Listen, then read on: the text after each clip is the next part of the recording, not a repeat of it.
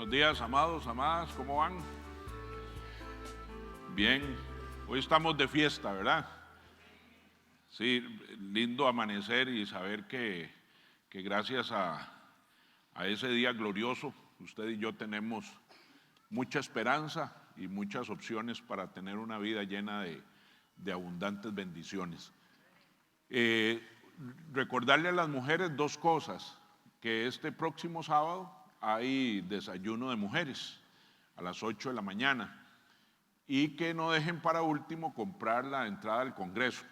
Se agotan rápidamente y siempre tenemos la experiencia al final cuando se acerca el periodo que ya algunas quieren ir y ya se han agotado las entradas, así es que le invitamos para que tenga sus entradas a tiempo. Y vamos a dar un tiempito ahí mientras algunas personas terminan de ofrendar.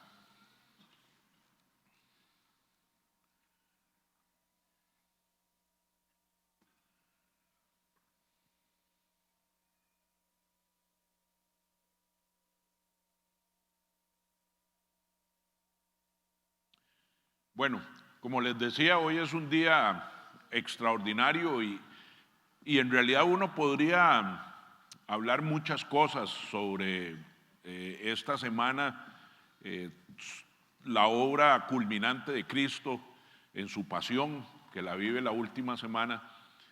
Sin embargo, alguien siempre me dijo que cuando perdemos a un ser querido, siempre recordemos su mejor momento, el mejor momento que podamos tener memoria para tener un bonito recuerdo de esa persona y algo que inspire nuestra vida. Y sí, yo sé que probablemente esta semana viendo documentales o viendo películas o leyendo la palabra o escuchando o viendo las redes sociales, nuestro corazón tiene que contraerse un poco del dolor y la pasión que Cristo tuvo. Sin embargo, para mí el mejor momento de todo el ministerio de Jesús es su resurrección. O sea, realmente vamos a ver que si Jesús hubiera terminado su labor en la cruz, probablemente hoy hablaríamos de él. Bueno, no estaríamos reunidos aquí en su nombre. Segundo, hablaríamos de Jesús y le enseñaríamos a nuestros hijos de un profeta usado por Dios, que vino, que tuvo poder por un tiempo, que hizo milagros, pero que murió. Sin embargo, el triunfo más grande fue la resurrección de Jesús. Y entre la muerte y la resurrección sucedieron muchas cosas. Una de ellas es Jesús va al Hades, al infierno, y le quita las llaves a Satanás. Esto es para cumplir una profecía que está ya en el libro de Joel, donde dice que había una escritura abierta y una escritura cerrada, y que la escritura cerrada será abierta en la segunda venida de Cristo, y que Él será el Cordero, el único que va a poder abrir esos sellos de esa escritura, porque el diablo ya no tendrá más poder.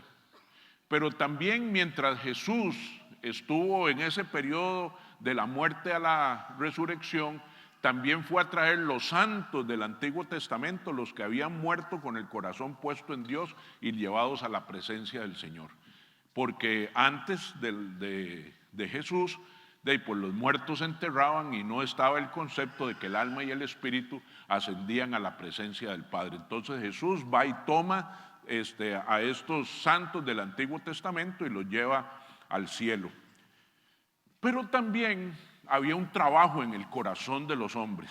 O sea, había mucha expectativa.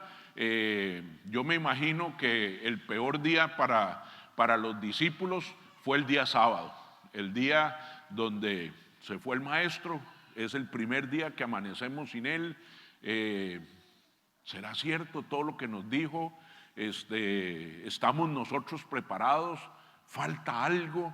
¿Se cumplirá tanto lo que decían las profecías de él como las que él reafirmó aquí? Y había mucha expectativa en el corazón de cada uno de ellos. De hecho, algunos decidieron casi de inmediato regresar a su vida anterior, porque vieron a un Jesús que que estaba muerto, que ya tenía 2 días. Recuerden que los días empezaban a las 6 de la tarde, así se contaban, y entonces ya muchos perdieron la esperanza. Y hoy quiero que veamos la historia de un hombre que pasó por ese momento difícil antes de la muerte de Jesús, y después de la muerte de Jesús también tuvo una experiencia. Hace un tiempo iba en el carro con mi hija y los 2 nietos venían atrás, y uno de los nietos estaba de pie. Entonces mi hija le dice: haceme el favor, te sientas y te amarras. Y eso fue como haberle hablado a un coco, ¿verdad? No pasó nada. Yo no sé si a usted le pasa con sus hijos o sus nietos, que uno da una instrucción y pareciera que entró por aquí. Pero la segunda vez mi hija le pregunta, para cerciorarse de si había escuchado bien y si había entendido lo que ella le había dicho. Y la respuesta fue que sí. Entonces le dice la mamá: entonces siéntate y amárrate. Coco al cuadrado, no pasó nada. Ya la tercera vez el asunto ya no fue tan gentil. Entonces ahora, como tú has desobedecido, ahora que lleguemos a la casa, ¿verdad?, vas a tener un castigo por desobediente. Y yo nunca he visto a nadie sentarse y ponerse el cinturón tan rápido como ese nieto, ¿verdad?, que se lo puso inmediatamente. Y la gran pregunta es: ¿por qué llegamos a la tercera? O sea, ¿cuál fue la razón? Yo creo que las 2 primeras, el nieto pensaba que su mamá hablaba en serio. Pensaba. Pero la tercera sabía que su mamá hablaba en serio. Y yo creo que eso nos sucede a nosotros los cristianos, de que muchos de nosotros pensamos que Jesús es nuestro Salvador. Muchos de nosotros pensamos que Jesús es el Hijo de Dios. Muchos de nosotros pensamos que hay vida eterna y que Jesús es el camino, la verdad y la vida. Lo pensamos. Pero no todos entendemos y no todos sabemos que Jesús es el Salvador, es el Hijo de Dios, es el camino, la verdad y la vida, y que a través de Él iremos a la vida eterna. Y eso le pasó a los discípulos. Y entonces yo quisiera que hoy, a través de este personaje que vamos a hablar, usted y yo nos podamos identificar. Y Dios tiene un propósito con que nos identifiquemos. Porque no es solamente pensar en que Jesús era el Mesías, sino que nuestro corazón necesita saber que Jesús es el Mesías. Y cuando nosotros sabemos las cosas, cuando nosotros entendemos las cosas, es mucho mejor cambiar comportamientos. En cambio, cuando me lo han contado, como decía Job, un día después de tener una conversación que como usted y yo nunca quisiéramos tener con Dios, Job termina diciéndole: antes de oídas te había oído, mas ahora mis ojos te ven. O sea, Job pensó que Dios era todopoderoso. Job pensó que Dios era el creador del universo. Pero después de que tuvo esta conversación con Dios, Job ahora sabe que Dios era el creador del universo y que Dios era todopoderoso. Entonces, yo quisiera que vayamos pensando y convenciéndonos de a dónde estoy yo. Si yo pienso que Jesús es lo que es, o si yo sé que Jesús es lo que es. Vea la historia. La historia empieza ya en Lucas capítulo 5 y vamos a ir a través de un viaje, ¿verdad?, donde está esta conversación, la tiene Jesús con Pedro y sus otros discípulos. Dice: cuando acabó de hablar, le dijo a Simón: lleva la barca hacia aguas más profundas y echen allí las redes para pescar. Maestro, hemos estado trabajando duro toda la noche y no hemos pescado nada, le contestó Simón. Y yo quiero que memoricemos esa frase: hemos estado trabajando duro toda la noche y no hemos pescado nada. esa guárdela ahí en su corazón. Le contestó Simón: pero como tú me lo mandas, echaré las redes. Así lo hicieron y recogieron una cantidad tan grande de peces que las redes se rompían. Entonces aquí vemos el primer encuentro de Pedro, que es del que vamos a hablar, y otros discípulos. Ahí estaba Andrés, estaba Juan, estaba Santiago, estaban estos junto con él. Y aquí viene el primer encuentro. Después de este encuentro, Jesús le dice algo a Pedro y a sus discípulos: síganme y les haré pescadores de hombres. Entonces, ahí viene el primer día que se conocieron, ¿verdad? Y ese primer día dice la palabra que ellos dejaron sus oficios, dejaron su profesión, dejaron sus barcas y siguieron a Jesús, ¿verdad? Entonces, hubo un primer amor, hubo un primer encuentro, y ahí ellos inmediatamente toman la decisión de seguir a Jesús, porque Jesús les dijo: síganme y les haré pescadores de hombres. Y quiero que nos identifiquemos nosotros. Nosotros un día nos presentan a Cristo, un día medio entendemos quién es Cristo, por qué lo necesitamos, por qué vino Él por mí, y entonces decidimos seguirle y entregamos nuestro corazón a Él, ¿verdad? Entonces, igual que ellos, Jesús tiene unas pequeñas palabras y ellos fueron más impresionados que usted y que yo, porque Dios o Jesús hizo un milagro, ¿verdad? En las vidas de ellos, que era, para unos conocedores de la pesca, sabían que era algo sobrenatural. De hecho, aquí tuve una pequeña discusión, porque siempre en la Biblia se habla que el primer, milagro que hizo Jesús fue en las bodas de Canaán, cuando convierte el agua en vino, pero no es cierto. O sea, el primer milagro registrado de Jesús es este, ¿verdad? Aquí apenas está conociendo a los discípulos, apenas los discípulos le van a seguir, y en las bodas de Canaán, usted y yo sabemos, ¿verdad? O dice la Biblia que ya iban sus discípulos con él también, ¿verdad? Entonces, apenas conociéndolos, aquí hace Jesús su primer milagro. Para no quedarnos ¿verdad?, con el clavo, le pregunté al doctor Samuel Pagán, que por cierto va a estar con nosotros el otro mes. Y le dije: doctor, ¿por qué la gente siempre dice que el primer milagro fueron las bodas de Canaán? Dice: bueno, en realidad la Biblia no dice que ese fue el primer milagro. Ese es el primer milagro registrado. Me dice: pero José, tú tienes que entender algo. Desde que Jesús nació era hijo de Dios. La Biblia y los evangelios registran normalmente, excepto Juan, ¿verdad?, un poco la vida de Jesús de niño, pero todos los demás, los sinópticos, ¿verdad?, revelan a Jesús ya en su ministerio de los 3 años. Estoy seguro que Jesús debió haber hecho muchos milagros y cosas sobrenaturales siendo un niño, ¿verdad? Entonces yo me imaginaba a Jesús, lo llevaron al balneario ahí de Jerusalén, y la mamá lo llama y le dice: Jesús, no camines sobre el agua, así como los otros niños. Yo me imagino que cosas de esas, ¿verdad? Jesús, andad, tráeme un poco de harina ahí a la pulpería. Y Jesús: ay, qué pereza. Dice: no, mami, vaya y vea que ahí hay harina.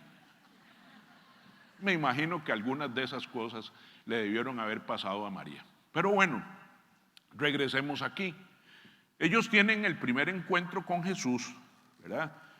Y esto llevó a Pedro a seguir a Jesús por 3 años y medio. Entonces, Pedro entrega ahí su corazón, igual que usted y que yo, y por ese encuentro, por ese milagro, él decide seguirlo.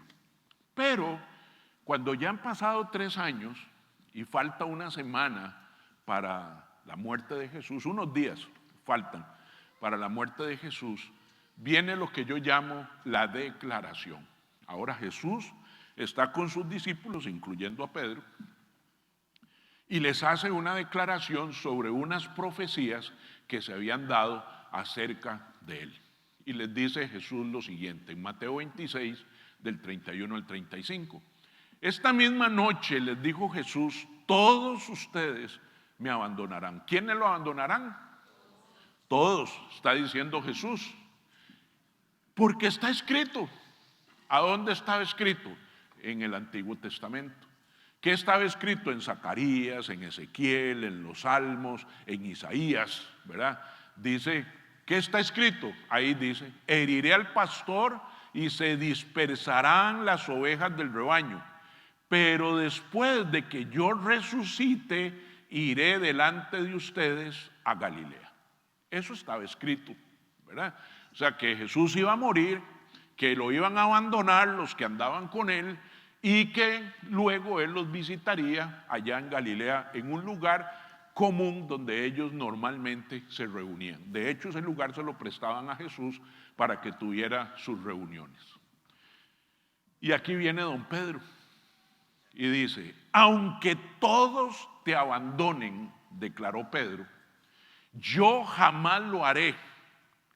Te aseguro, le contestó Jesús, que esta misma noche, antes de que cante el gallo, me negarás 3 veces. Y vuelve don Pedro otra vez. Aunque tenga que morir contigo, insistió Pedro, jamás te negaré. Y aquí viene en este versículo algo que estoy seguro que usted no se había dado cuenta y no lo sabía. Y los demás discípulos dijeron lo mismo. Siempre habíamos hablado de que Pedro negó a Jesús. Siempre habíamos dicho que Pedro era el bocón, el que estaba ahí, pero los demás también repitieron lo mismo que Pedro. Entonces, yo quiero que esta mañana usted y yo nos identifiquemos con Pedro, ¿verdad? Porque después de esta declaración, quiero decirles que esta no es una enseñanza ni para juzgar, ni para evaluar, ni para poner a Pedro en el banquillo de los acusados. Este es un mensaje para que usted y yo nos identifiquemos con Pedro. Porque creo que todos nosotros, de una u otra forma, nos podemos identificar con él. Y quiero hacerle a la iglesia 2 preguntas. No me las respondan hasta que hayan oído la segunda. Y quiero que sinceramente la iglesia la conteste.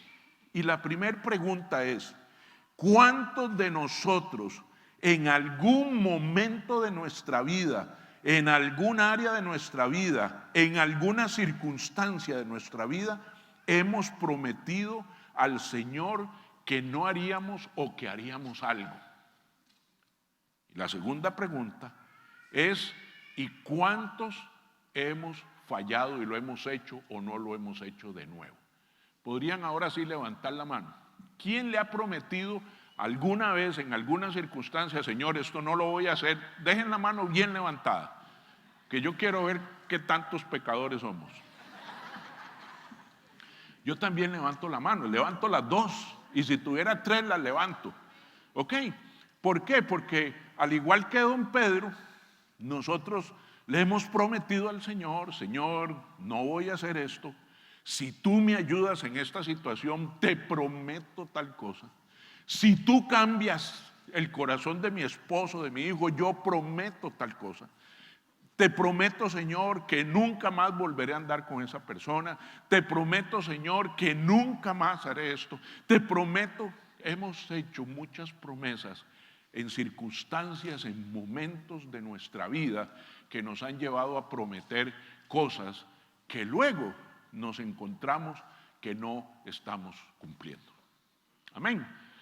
Entonces nos identificamos perfectamente con Pedro. Pedro dice, yo jamás lo haré, que jamás haré ¿qué? Abandonarte. Te aseguro que esta misma noche me vas a negar 3 veces. Yo jamás, aquí abajo, te negaré. Aquí Jesús seguro estaba diciendo, Pedro, ¿qué parte de todos no entendiste? Y Pedro, ¿qué parte de escrito está no entendiste? Porque entonces ahora tú estás en contra de todos los profetas, estás en contra de lo que Dios dictaminó y estás en contra de lo que todos van a hacer. Y entonces aún así aquel orgullo, aquel amor de Pedro por Jesús lo llevó a decirle aquí estoy yo para las que sea, diría un colombiano, ¿verdad? Aquí estoy para ponerle el pecho a las balas por ti, porque te amo, porque te quiero. Y qué lindo. Yo veo esto muy lindo de parte de Pedro, que dice: Señor, yo estoy aquí para estar contigo. Y todos los demás dijeron: nosotros también, ¿verdad? Entonces, yo quiero que usted y yo nos identifiquemos ahí con Pedro un ratito. Pero luego vino el día de las balas, la negación, ¿verdad? Y quiero que veamos, sigue Mateo contándonos, ¿verdad? Dice: mientras tanto Pedro estaba sentado afuera en el patio y una criada se le acercó. ¿Qué ha pasado? Jesús viene, ¿verdad? Lo apresan, lo llevan delante de las autoridades, le dicen que Jesús va a morir, le ponen una corona de espinas a Jesús, lo latiguean y luego va a empezar su pasión. Y dice: mientras tanto, o sea, mientras todo eso pasaba, Pedro estaba sentado afuera en el patio. Se me olvidó subrayar la palabra patio ahí, porque la palabra patio, tal vez la gente cree que Jerusalén es un lugar muy grande. Jerusalén tiene como 4 o 5 kilómetros cuadrados, eso es todo. Sus calles son muy angostas, las plazas son muy pequeñas, miden más o menos 30 por 30, digamos un parque en Jerusalén debe medir 30 por 30, era un lugar pequeño. Y por ahí van a pasear a Jesús en su Calvario. Entonces Pedro estaba ahí sentado en el patio esperando a ver qué pasaba, ¿verdad? Entonces, mientras eso pasaba, una criada se le acercó y le dice: tú también estabas con Jesús de Galilea. Pero él lo negó delante de todos, diciendo: no sé de qué estás hablando. Aquí tal vez ya a Pedro se le empiezan a caer las medallas, porque uno piensa: bueno, si hubiera sido un centurión, si hubiera sido un soldado, si hubiera sido un gobernador el que lo increpa, probablemente él va a tener miedo, ¿verdad? Ya tenía miedo y ahora que lo increpe a alguien con autoridad probablemente va a tener más miedo. Pero no, es una criada, o sea, es una mujer de bajo nivel que simplemente lo identifica. Y él niega a Jesús delante de todos diciendo: no sé de qué estás hablando. Luego salió a la puerta, donde otra criada lo vio y dijo a los que estaban allí: este estaba con Jesús de Nazaret. Y él lo volvió a negar, pero ahora le puso un sello, lo juró. O sea, ya no le valió a don Pedro solamente negarlo, ¿verdad? Sino que ahora embarró toda la pata. Ahora lo negó y lo juró, ¿verdad? Y dice: a ese hombre ni lo conozco. Poco después se acercaron a Pedro los que estaban allí y le dijeron: seguro que eres uno de ellos, se te nota por tu acento. Esto es otro detalle lindísimo de la Biblia. Mis amados, cuando usted sigue a alguien, cuando usted ama a alguien, ¿verdad? Y admira a alguien, usted empieza a caminar como él, y empieza a tener los gestos como él, y empieza a hablar como él. Y entonces a Pedro se le empezó a pegar el acento de los de Nazaret. Porque le voy a decir una cosa: los de Galilea, los de Jerusalén y los de Nazaret, aunque hablaban el mismo idioma, tenían acentos diferentes. Y a Pedro ya lo reconocían porque se notaba por su acento. O sea, has estado con él 3 años y medio, ya deberías pensar como él, sentir como él, caminar como él, hablar como él. Has estado 3 años y medio con el Hijo de Dios. Pero ¿qué hace don Pedro? Y comenzó a echarse maldiciones y les juró: a ese hombre ni lo conozco. En ese instante cantó el gallo. Solo imagínense, mis amados, cómo se sintió Pedro en el momento en que el gallo canta. ¿Cómo nos sentimos nosotros en el momento en que estamos haciendo algo que le habíamos prometido a Dios que no íbamos a hacer? O cuando dejamos de hacer algo que le habíamos prometido a Dios que lo íbamos a hacer. Ahora quiero que identifiquemos nuestro corazón con el corazón de Pedro. Y ahí cantó el gallo 3 veces. Pero no se quedó ahí. No se quedó ahí porque no fue un encuentro casual. Nada más imaginémonos cómo se siente ahí Pedro después de esa declaración que había hecho con juramento y todo. Y ahí cantó el gallo. Y es peor de lo que podemos imaginar, porque vea lo que dice Lucas, ¿verdad?, que había sucedido. Dice: hombre, no sé de qué estás hablando, replicó Pedro. En el mismo momento en que dijo eso, cantó el gallo. El Señor se volvió y miró directamente a Pedro. No solamente cantó el gallo y él, sino que el Señor ahora. ¿Cómo te sentirías? Ya con solo que cantar el gallo ya se sentía mal. Pero ahora está Jesús mirándole directamente a los ojos. Entonces Pedro se acordó de lo que el Señor le había dicho. Hoy mismo, antes de que el gallo cante, me negarás 3 veces. No sé si usted lo ha notado, pero aquel fortachón, aquel hombre lleno de amor y de orgullo y de protección, no le duró ni un día su promesa. El mismo día ya lo había negado 3 veces. Pero ¿cómo fue aquella mirada de Jesús? No fue cualquier mirada, ¿verdad?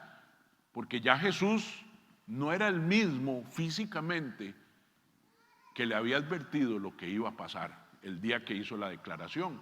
Marcos 15, del 17 al 19. Veamos cómo iba Jesús. Le pusieron un manto de color púrpura.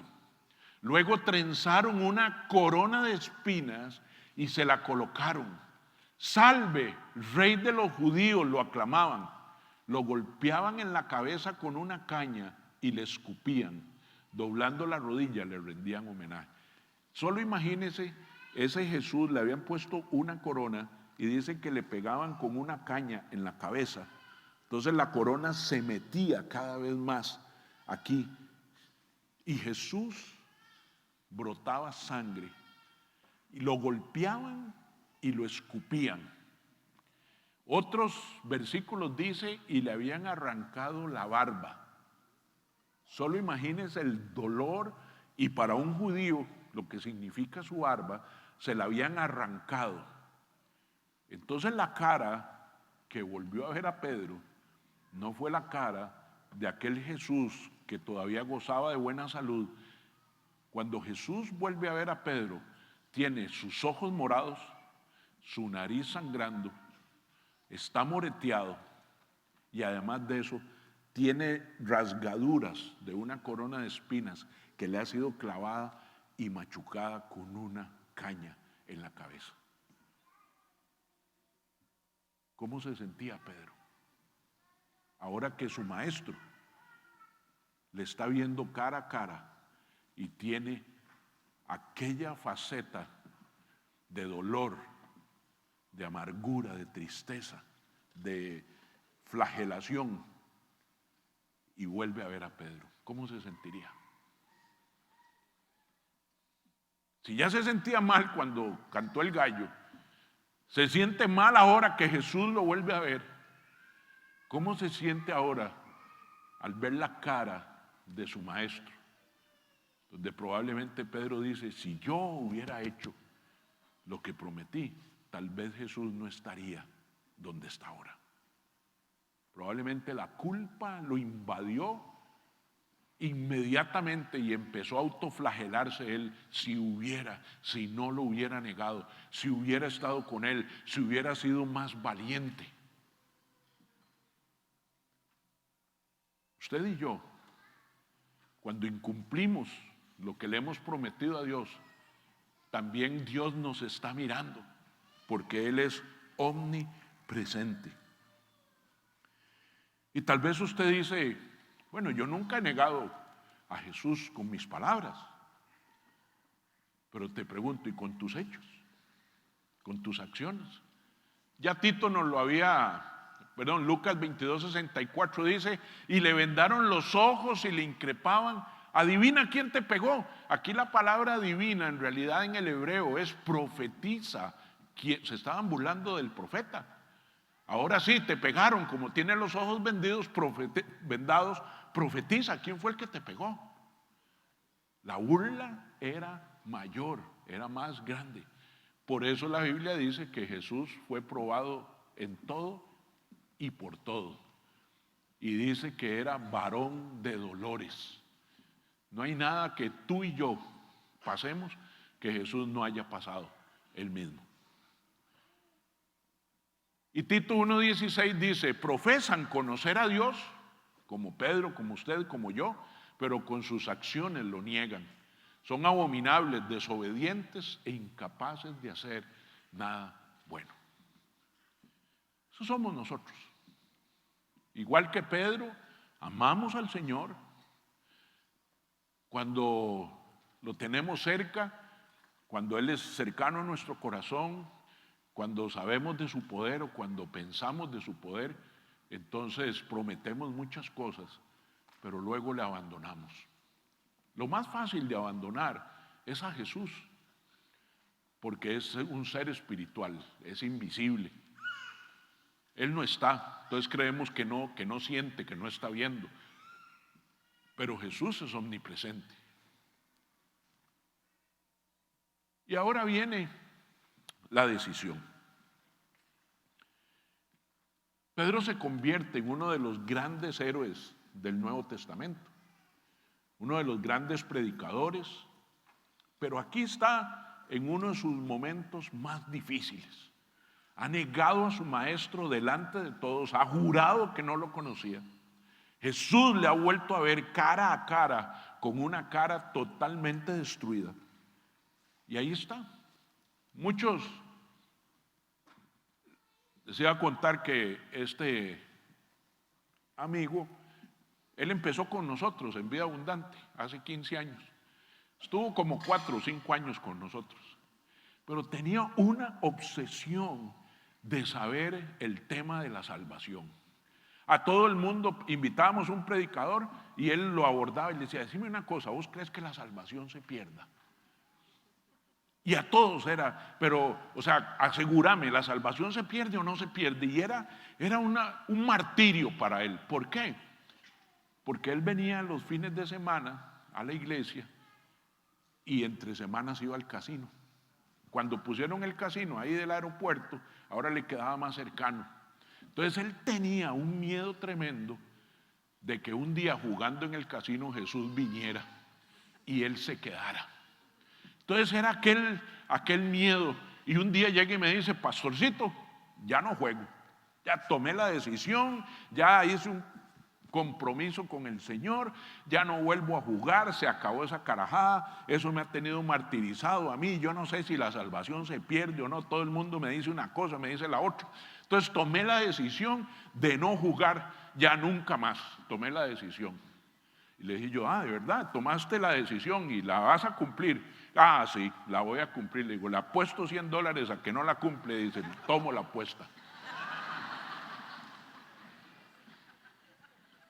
Así somos. Estamos en aquel momento donde viene la angustia y le decimos, Señor, si haces tal cosa, si te revelas, si haces un milagro, si me provees, si me das, si me consuelas, si me alivias, yo te prometo, y vamos y hacemos aquella declaración. Pero ahora Jesús no escapa de la muerte. Jesús no escapa. Y la parte que viene sucede después de la resurrección, porque Pedro vuelve a tener un encuentro. Ya allá en Lucas 5 él había decidido seguir al Mesías. Hasta ahí Pedro pensaba que Jesús era el Mesías. Él estaba viviendo una etapa difícil, pero lo negó. Y de corazón él quería ver en qué iba a terminar esto de Jesús. En Juan 21, del 3 al 6, vea lo que hace Pedro y los que también habían dicho, nosotros también Dice Pedro, ya murió. Regresemos a lo que éramos antes. Y regresa y dice, me voy a ir a pescar, dijo Simón Pedro. Nos vamos contigo, contestaron ellos. Pedro era un líder. Si él decía, no te negaré, los otros, nosotros tampoco. Te seguiré, yo también te seguiré. Vamos a pescar, de ahí vamos a pescar. ¿Verdad? Un poco faltos de personalidad. Salieron pues de allí y se embarcaron. Pero esa noche, ¿qué dice la Biblia? ¿A qué se les recuerda? A Lucas 5. No habían pescado nada. Al despuntar el alba, Jesús se hizo presente en la orilla, pero los discípulos no se dieron cuenta de que era Él. Muchachos, ¿no tienen algo de comer?, les preguntó Jesús. No, respondieron ellos. Tiren la red a la derecha de la barca y pescarán algo. ¿A qué se les parece? Estuvimos toda la noche, no hemos pescado nada. Tiren la red a la derecha y pescarán algo. Dice, así lo hicieron y era tal la cantidad de pescados que ya no podían sacar la red. ¿No es el mismo milagro de Lucas 5? Misma situación, mismos pescadores, mismo mar, ¿verdad? Pero ya no es el mismo Jesús. El Jesús que está aquí es un Jesús resucitado. La gran pregunta es por qué Jesús hace en la vida de Pedro 2 veces el mismo milagro. ¿Por qué le vuelve a repetir el milagro a Pedro? Yo creo esto.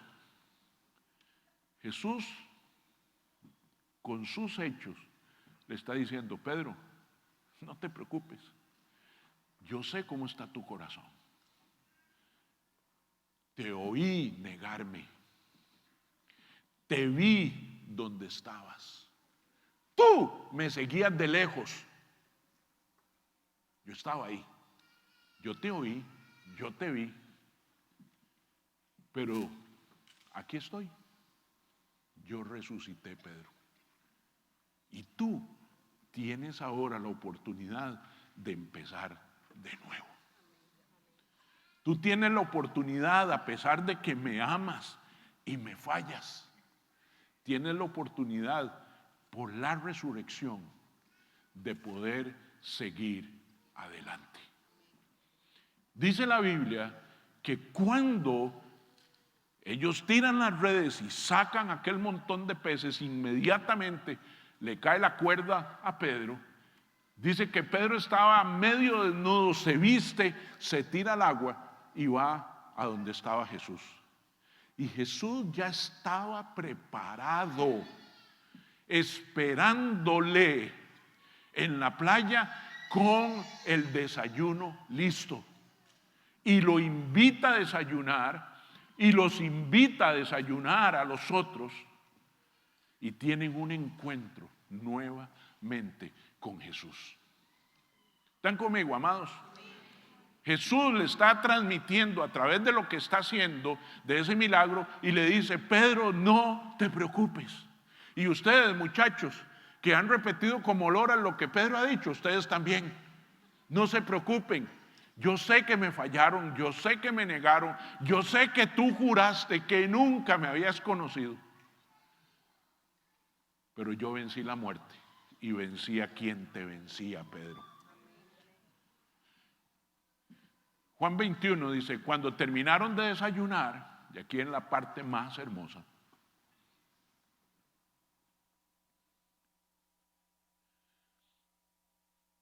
Jesús le preguntó a Simón Pedro, Simón, hijo de Juan, ¿me amas más que estos?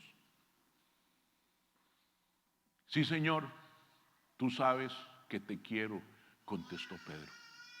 Eso era cierto, claro. Pedro todo lo había hecho por amor. Él amaba a su Señor. Lo que pasa es que Pedro no entendía que él no tenía la fuerza, que la fuerza no provenía de un hombre, Y entonces le dice Jesús, apacienta mis corderos, le dijo Jesús. Y volvió a preguntarle, Simón, hijo de Juan, ¿me amas? Sí, Señor, tú sabes que te quiero. Cuida de mis ovejas. Por tercera vez, Jesús le preguntó, Simón, hijo de Juan, ¿me quieres? A Pedro le dolió que por tercera vez Jesús le hubiera preguntado, ¿me quieres? Así que le dijo, Señor, tú lo sabes todo, tú sabes que te quiero. Apacienta mis ovejas, le dijo Jesús. Cuando leía esto, me acordé de Job. Cuando uno lee la historia de Job y va por 32 capítulos, en aquel dolor, cuando Job ha perdido todo, vienen sus amigos, vienen los del pueblo, los vecinos, la esposa, y le dicen, Job, ¿no será que tú hiciste algo? ¿No será que tú dejaste de hacer? ¿No será que tú no, y no, y no, y no? Pero en el capítulo 32 aparece un personaje, se llama Elium, y Elium le dice, tú mientes, Job, porque yo te he visto y te he oído decir esto y esto y esto. Y empieza Elium por 4 capítulos, del 32 al 36, le empieza a decir, yo te he visto hacer esto y yo te he oído decir esto. Y Job le dice, eres un mentiroso, eso no ha pasado. Entonces no quedó más que Dios sentara a Job y le dijera, ahora tú que todo lo sabes, siéntate, ciñe tus lomos y escúchame, y ahora tú me vas a responder. Y le empieza a hacer aquellas preguntas a Job. ¿Dónde estabas tú el día que yo hice los cielos y la tierra, las Pléyades, el Orión? ¿Quién le puso límite al mar? Usted va al mar y ve que el mar llega a un punto y tiene que devolverse. Y para mí hay una pregunta tremenda que le dice, ¿y dónde se esconden los granizos que caen a la tierra?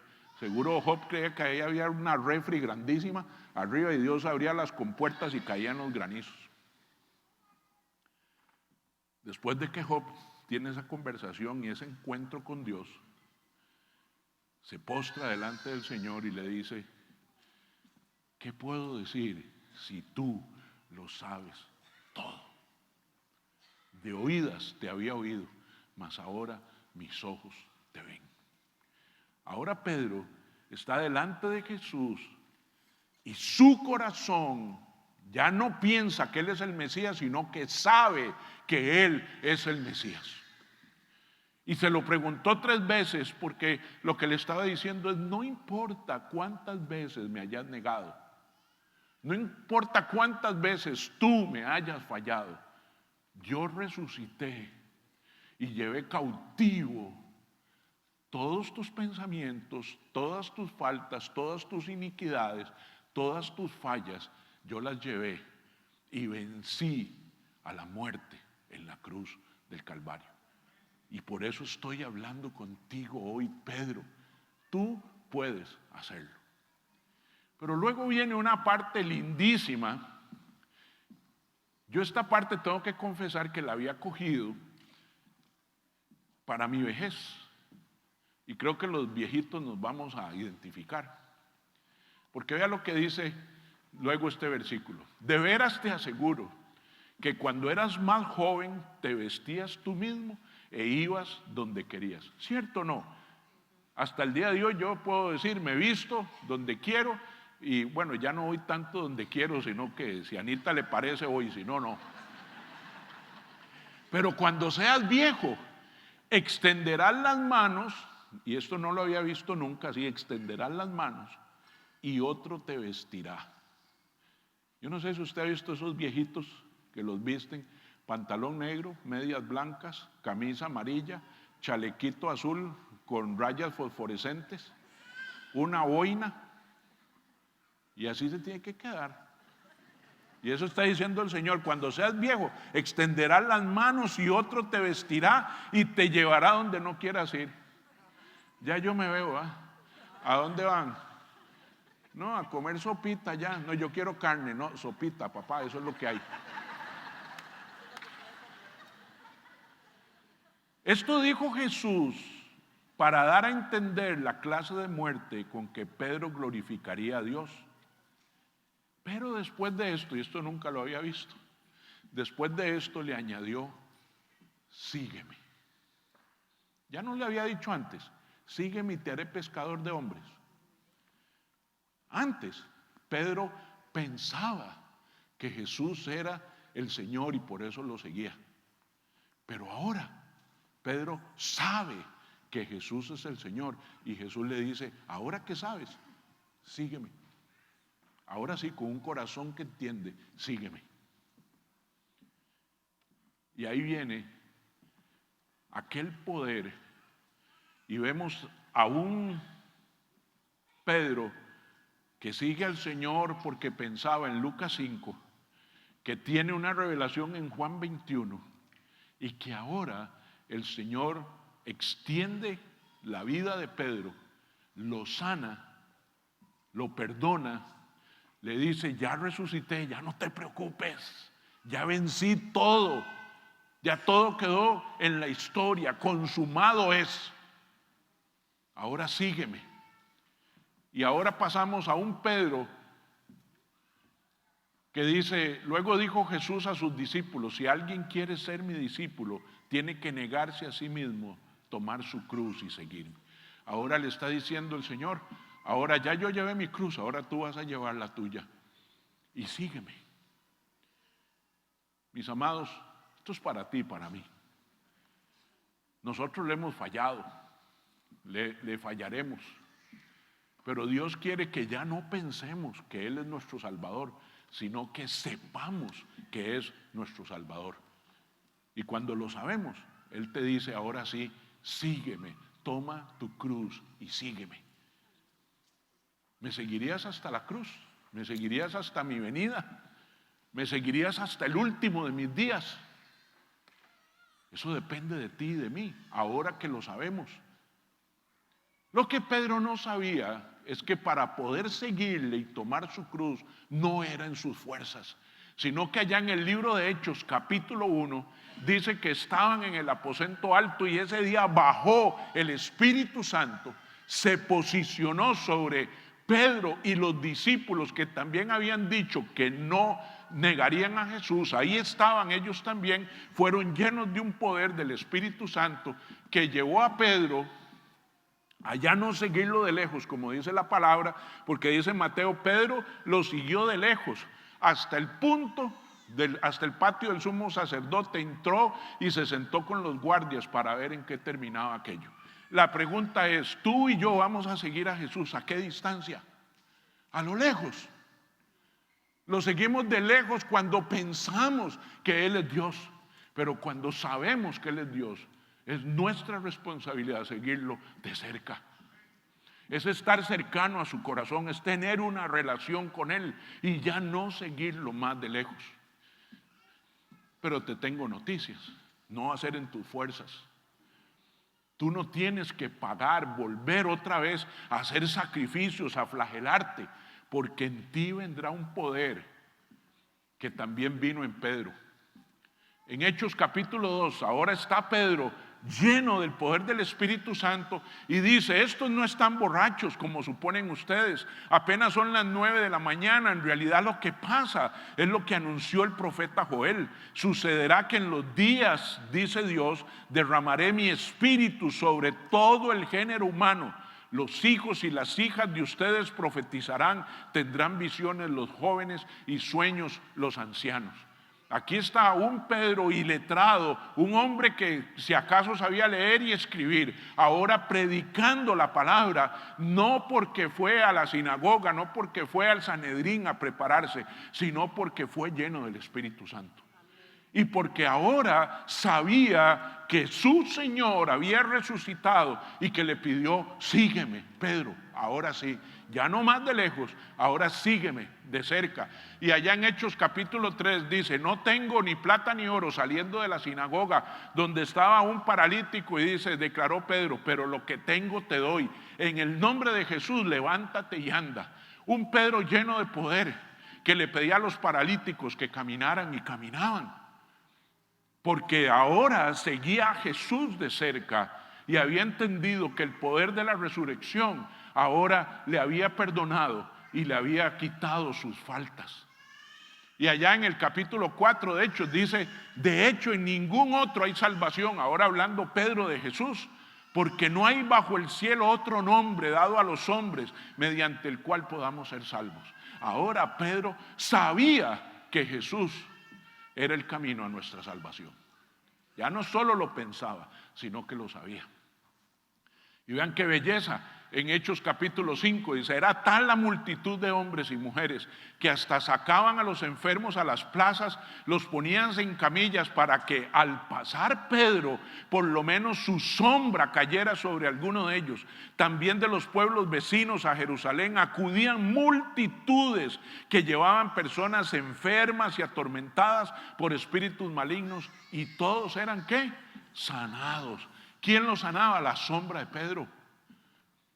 Aquel hombre que había visto a Jesús cara a cara en la época más terrible de su vida, donde se sintió el peor, hoy era un hombre lleno del poder del Espíritu Santo, porque decidió seguir a Jesús después de la resurrección, porque ahora sabía que su Salvador era el Hijo de Dios. Ya no solo lo pensaba. Este Pedro se parece a ti y a mí. Y el Señor dice: si tú me sigues de cerca, ahora que sabes que yo soy el Hijo de Dios, yo te llenaré del Espíritu Santo. Y tú harás cosas y hablarás cosas que ojo no vio, ni oído escuchó, ni han subido al corazón de los hombres, porque son las que tengo preparadas para los que me aman. Esa es una promesa para aquellos que Dios dice: tú como Pedro me vas a fallar, pero yo ya vencí a quien nos vencía. Mis amados, yo creo que hay suficiente evidencia para que podamos hablar del poder de la resurrección.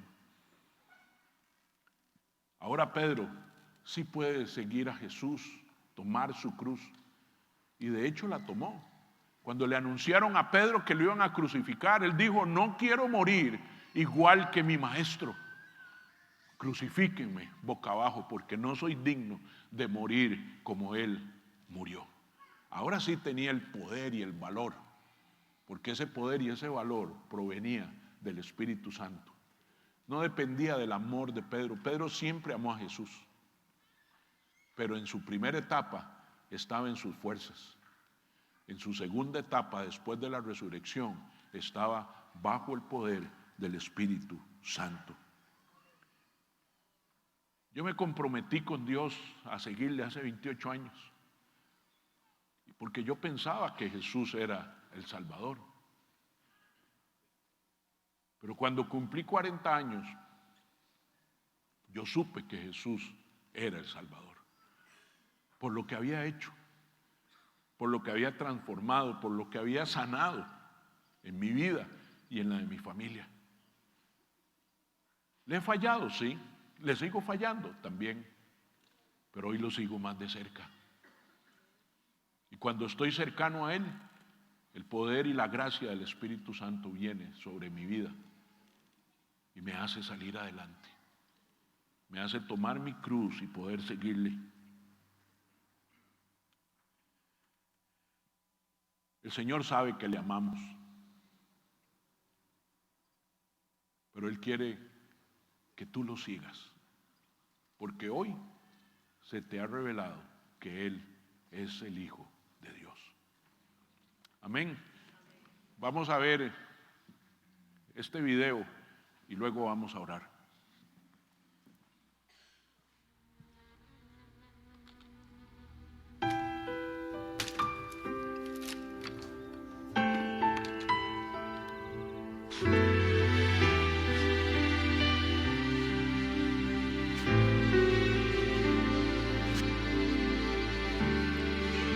Si hubiera estado allí entre la multitud, tu muerte pidió que te crucificó.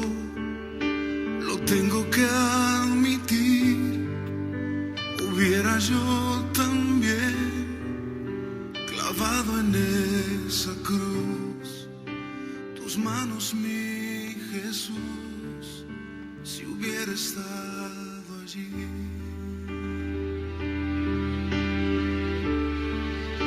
Pensándolo más bien, también yo estaba allí. Yo fui el que te escupió y tu costado hirió. Pensándolo más bien, yo fui el que coronó de espinas y dolor tu frente, buen Señor. También yo estaba allí.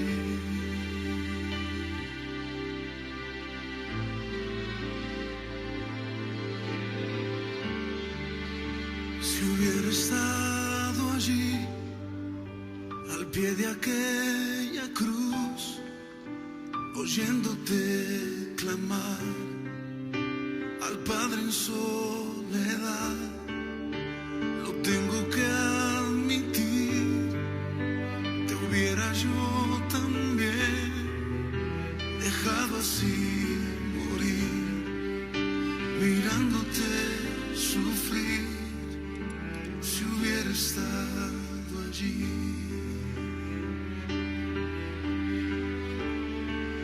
Pensándolo más bien, también yo estaba allí. Yo fui el que te escupió y tu costado hirió. Pensándolo más bien, yo fui el que coronó de espinas y dolor tu frente, buen Señor. Pensándolo más bien, también yo estaba allí. Yo fui el que te golpeó y de ti se burló. Pensándolo más bien, yo fui el que te azotó. Yo fui el que laceró tu espalda, mi Señor. También yo estaba allí.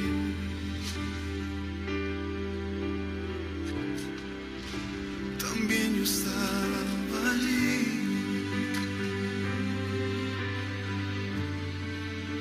También yo estaba allí.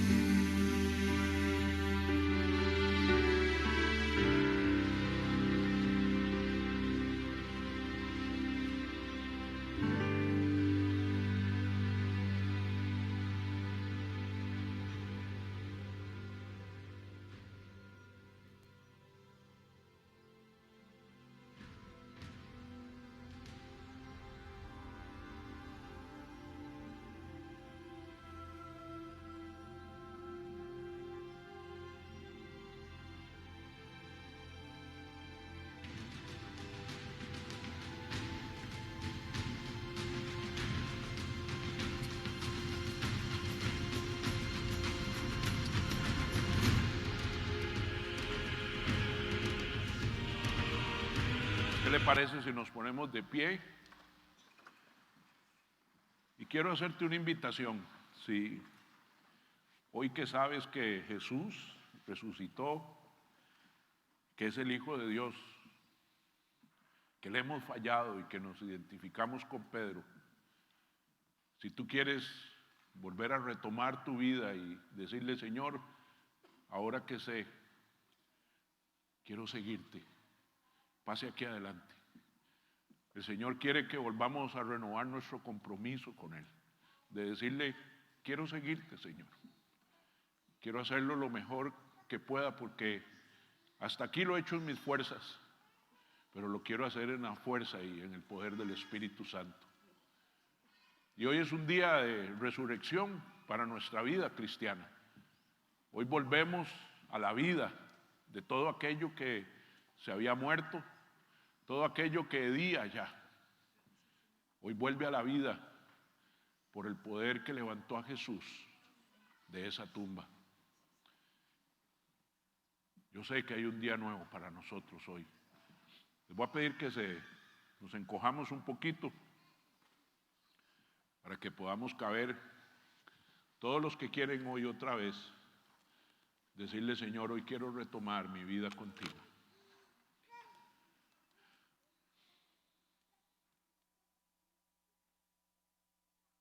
Creo que todos habíamos levantado la mano y todos necesitamos volver a decirle: Señor, heme aquí. Estoy dispuesto a tomar mi cruz y seguirte, Señor. Padre, en el nombre de Jesús, bendigo este día hermoso, Señor.